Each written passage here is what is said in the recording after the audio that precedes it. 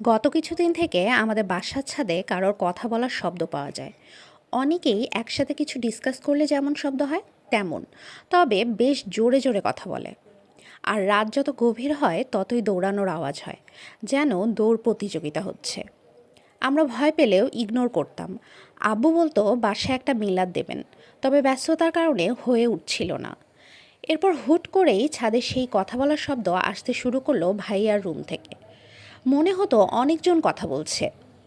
এইবার আব্বু খুব দ্রুতই মিলাদের ব্যবস্থা করেন। বাসায় মিলাদ হয়, বেশ কয়েকদিন সব স্বাভাবিক থাকে। কিন্তু হঠাৎই একদিন রাতে ভাইয়া একা একা কথা বলতে শুরু করে। প্রথম ব্যাপারটা আমিই দেখি। একদিন ঘুম ভেঙে যাওয়ায় ভাইয়ার রুমের পাশ দিয়ে যাচ্ছিলাম কিচেনে। পানি খেয়ে ফ্রিজ থেকে 2টা মিষ্টি নিয়ে রুমে ব্যাক করার সময় ভাইয়ার রুমের দরজা খোলা থাকায় দেখি ভাইয়া তার টেবিলের কাছে দাঁড়িয়ে এমনভাবে কথা বলছে যেন কিছু একটা এক্সপ্লেইন করছে কাউকে।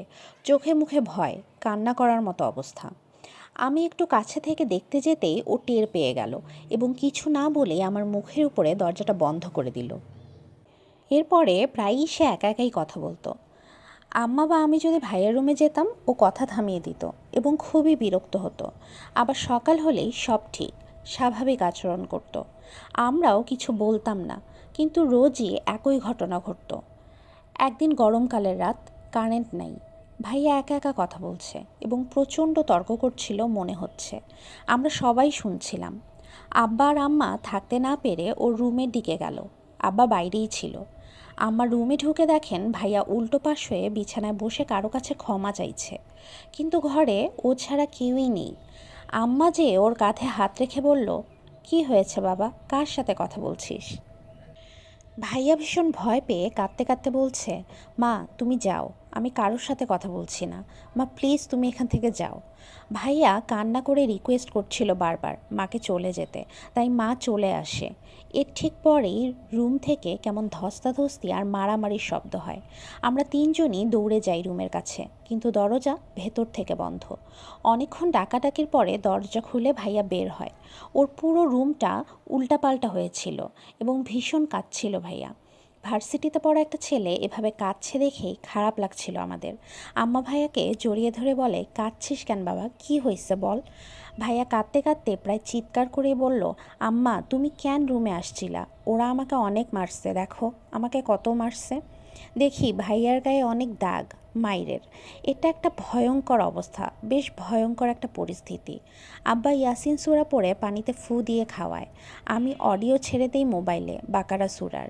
ওই রাতটা কোনো মতে ওভাবেই পার করি আমরা। তারপর দিন কারি সাহেবকে ডাকা হয়। কারি সাহেব ভাইয়ার সাথে একা রুমের মধ্যে কথা বলেন।